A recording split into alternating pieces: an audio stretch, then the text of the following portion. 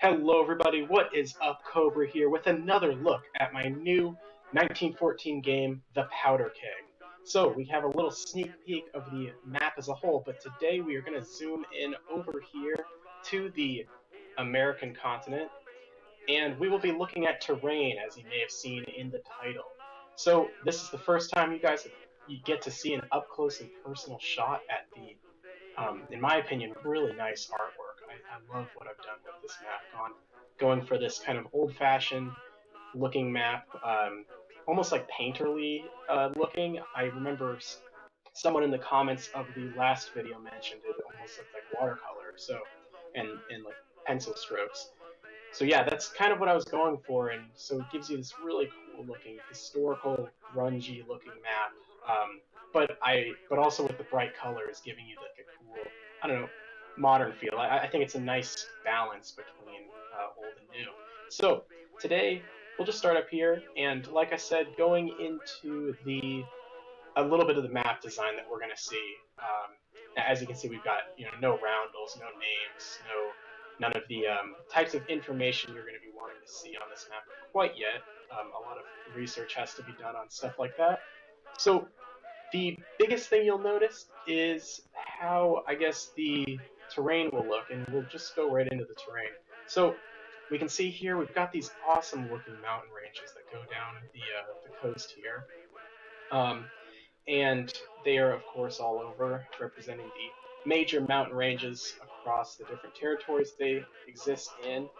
And so you can see down here with the Appalachian Mountains, and yeah, so basically in this game, not only do the mountains look different, but they act a lot different. So for one, combat is there's a lot of different modifiers for combat in this game. Something similar to as you guys have seen in maybe Global 36 or modified games that you've seen that are similar to that. But there are definitely different rules that revolve around mountains. In this game, the defender is usually favored, and stuff like terrain and especially things like mountains are going to give them a huge edge when it comes to defending certain territories. Stuff like different terrain will allow defenders to pick what they're hitting. That's something that you don't usually see in Axis and Allies games, being able to actually influence what you are hitting on attacking units. So making these, again, like I said, very costly to attack. If you came in here with a really nice army full of tanks and a couple infantry to take up hits, well, the defenders are going to be able to pick those tanks off if they really want to. And that kind of symbolizes, advantages that you may have in being able to pick your battles. So, and another thing too, how terrain has been simplified. You can see with the rivers, it's one of the predominant areas where you can see how I've simplified terrain, is how terrain is incorporated when it comes to how you think of it. No more is there, let's say, you can see my mouse right here in this territory, somewhere around the Dakotas. And so if I am moving into this western kind of Idaho, Minnesota territory, even though I'm crossing a normal border, this territory, because it has mountains, is considered mountainous. So it just makes things more simple in my mind, where you can see, rivers, you cross a river border. So you suffer river penalties or not, depending on the modifiers you have. And with mountains, this is a mountain territory, and then this one is not. So it just, again, it clears up the game. You don't have to interpret like, oh, is this territory mountainous, or do I have to cross mountains because I'm trying to get to the roundel that's in the territory. So something that I kind of cleaned up from my last game, and yeah. So scrolling down, we will give the whole of America a look. And the reason I chose America is just because it literally has everything. And so some of you may wonder why uh, America is so detailed in this game, and that's because there's um, a lot of ways that this game can play out. It's very politically complex. While the combat is speedy and simple when it comes to like Axis and Allies, it won't be too far diverged from it, but there are some considerable changes here and there. A big thing, the main way you're going to be finding fun in this game is balancing politics with your fellow players. Um, there's going to be a lot of things that players will be able to choose. So, like, let's say America. America isn't that shining beacon of light that the for the Allies that it is in Global 36 or Axis and Allies, where you're waiting for the Americans to come in and unleash their industrial might for the good of humanity. America is probably one of the more fun powers to play because you can really just have fun with it.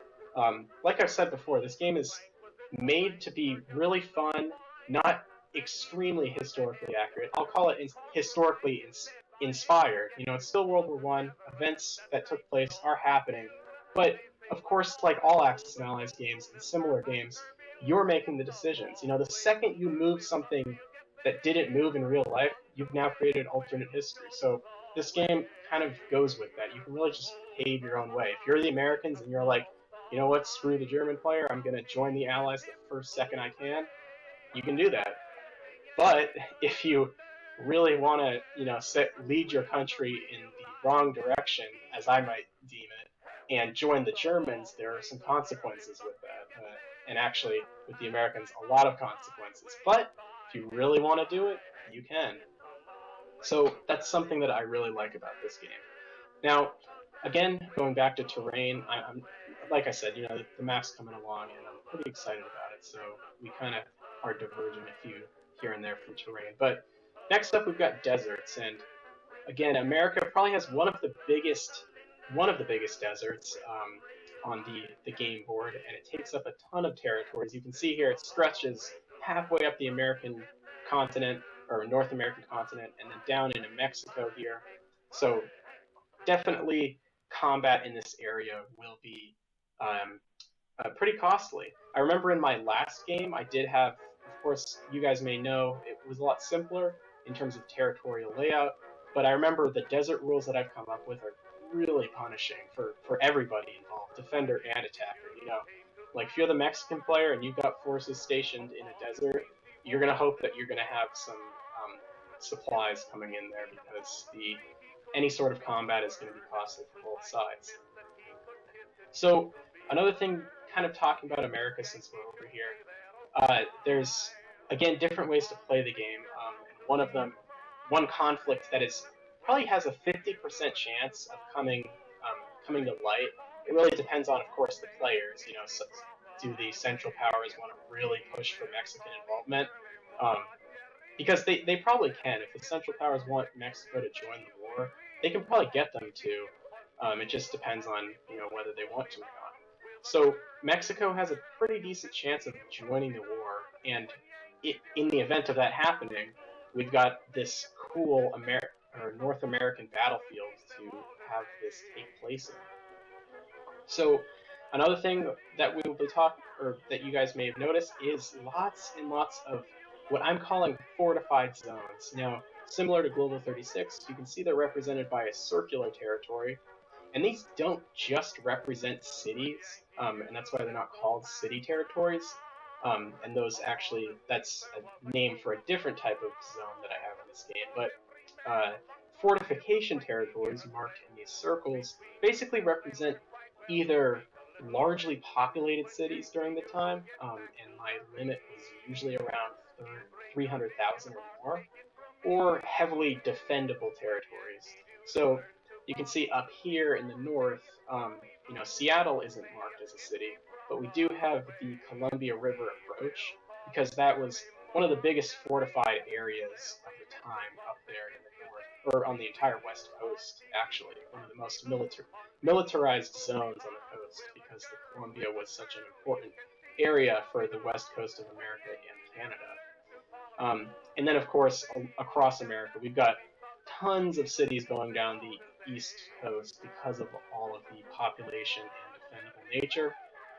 So, of course, any kind of invasions in America are destined to either fail or be very hard fought, considering all these cities. But, of course, you do have the ability to surround these fortified city zones. So, going down into, let's see here, let's talk about the marshlands that we've got down here. Again, America is probably one of the only other places, I can't think of the other area that has marshes. So or there's one other area on the map that you can travel into that has marshes, and so America has the most of them down here in the Everglades and the New Orleans kind of swamp area, and those again will influence how defenders can defend and how well they can do it, and that basically makes down here um, pretty hard territory to attack. You can see with America just in general how, let's say for whatever reason you want to do some kind of attack, or let's actually think about the alternate history Confederacy setup that I'm going to have for this game that you can play optionally, which is basically a alternate history event. What if the Confederacy won and America is split in two? So in that event, America is a new battlefield, and you can see how terrain will really influence how the game will be fought.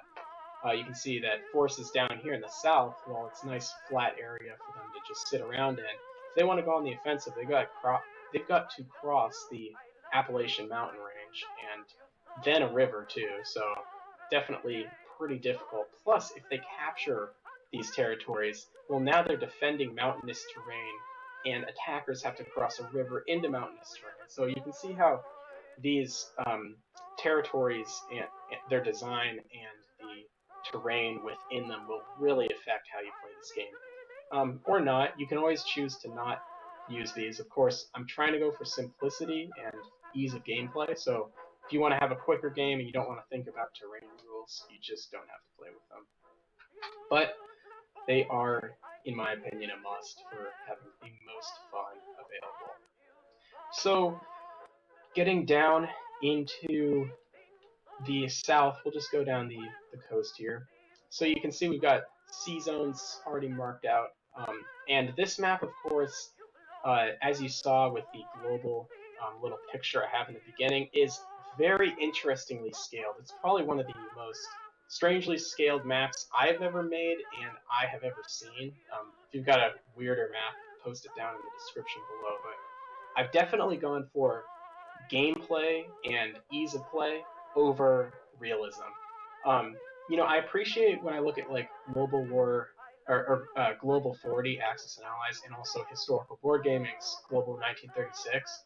Things are out of scale, but they still look recognizable and but are also playable. But I've gone in the full direction of playability. There are definitely little areas here and there that I've made nations like look, of course, recognizable. You can see with America here.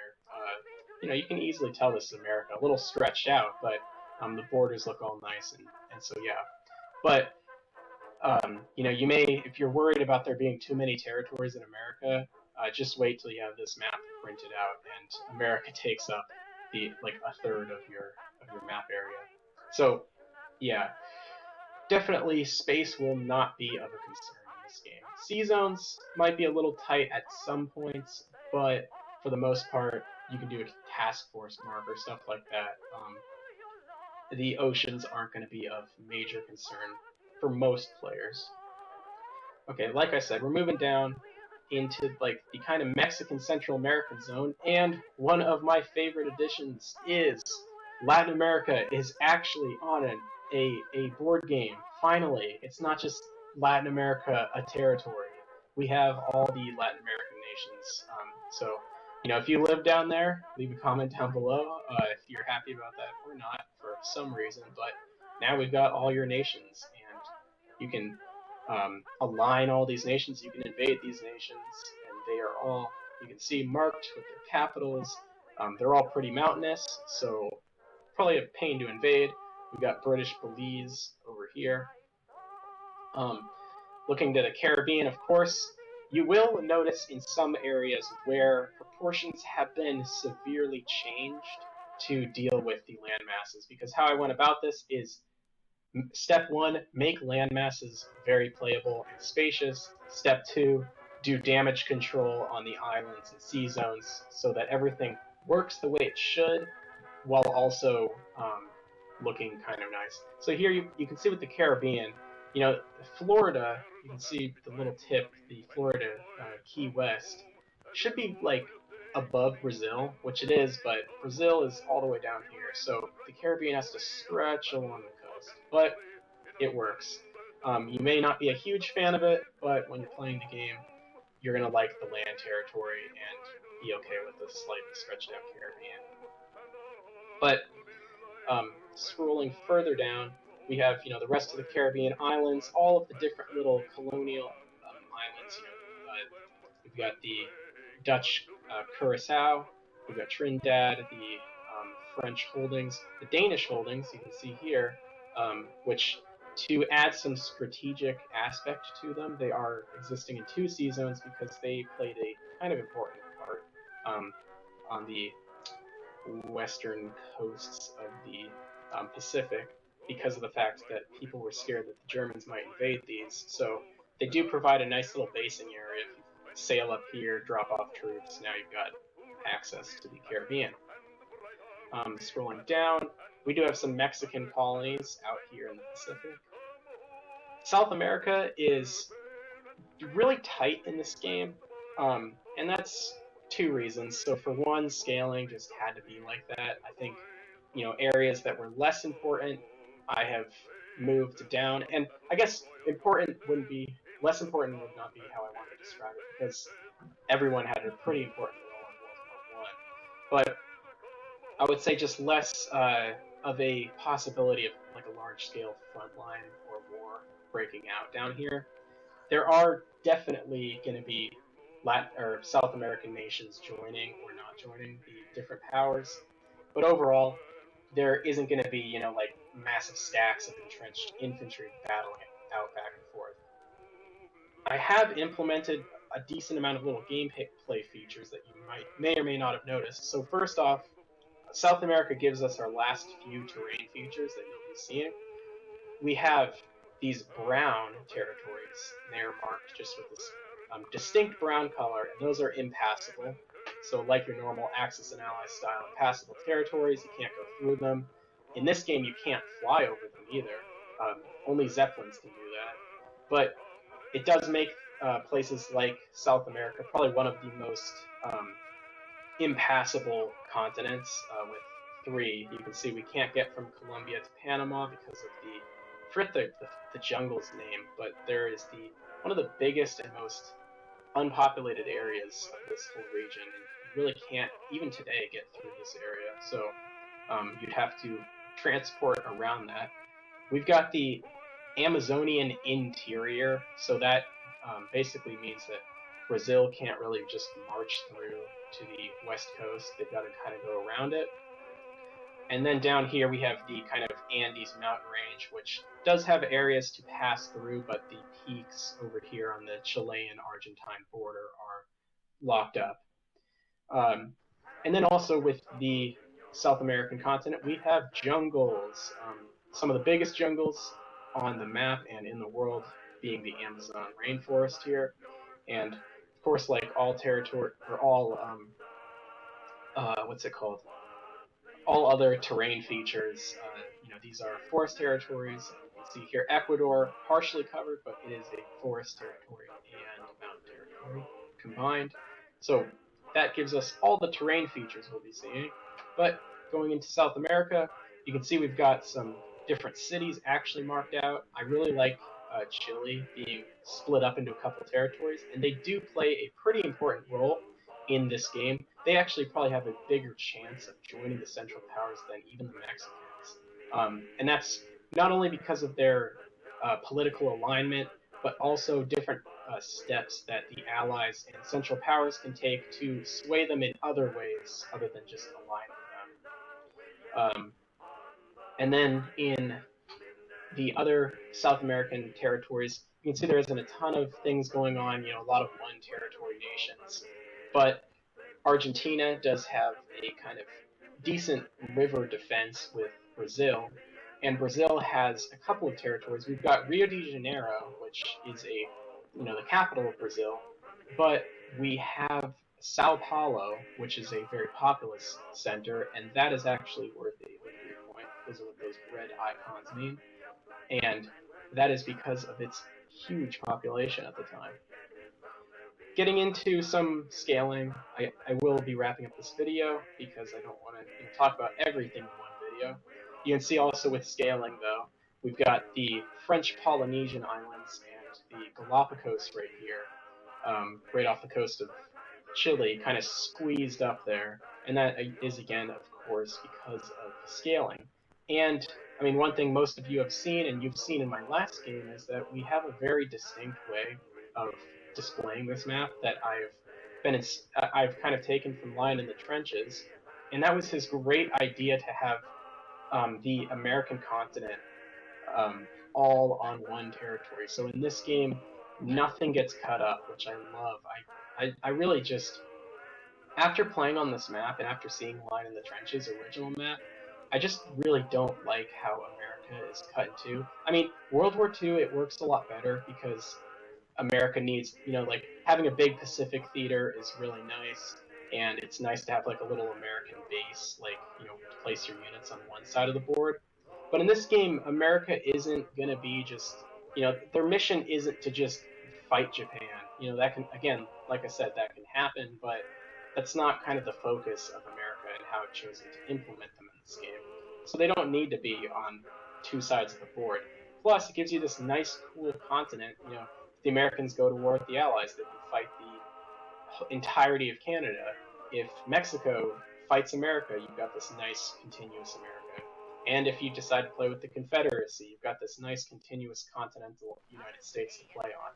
So overall, I really like this way of implementing the map. And I think the only thing it does do is make the Pacific a little bit tinier. You can see here, like, this little sliver, that's all you're missing from the Pacific if you were to butt this up. And I guess Alaska gets cut off, but at this time, Alaska did not have much settlement at all. So it's a territory, of course, but it really doesn't have much strategic value in this game. So for that, it doesn't need to be a massive continuous territory. And the only other kind of gripes I have is, like I said, with Polynesia and the Galapagos being or not Galapagos, dang it, the Tiki Island, I can't remember the name of it now. That's crazy. Sorry about that.